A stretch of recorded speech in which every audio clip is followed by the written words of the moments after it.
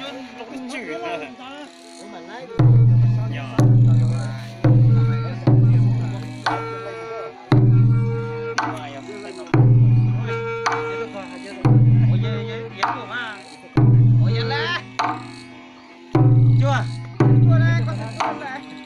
kasih itu sana deh.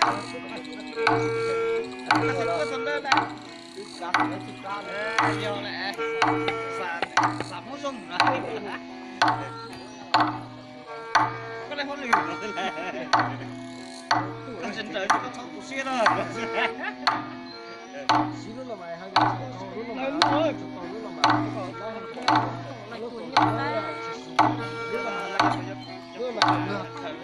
Chỉ là đúng không? Công ty nói cũng nghiêm cả cái chơi. Sai sai rồi. Rồi chỉ xa, bây giờ xí mà. Cái gì thế này à? Không được là.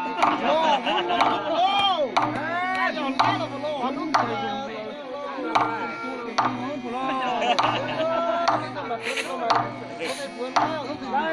Nó thì tài chưa mà nhận luôn. Tak kena kau sini lo sini lo kau tu juga. Ay, ketika ya cuma kamu jual, mau ada jangan sini lah. Oh dah. Ayah sini lo, macam lo macam sini lo. Cukup mana? Hai mẹ phải làm cái chân của công. Số công bậc trên đây, cái công số công. Tại như qua cái chuyện như vậy chứ, có gì cặp tiền cho này đi, cái phân co mà lại đó chứ. Đâu có đi về nhà rồi.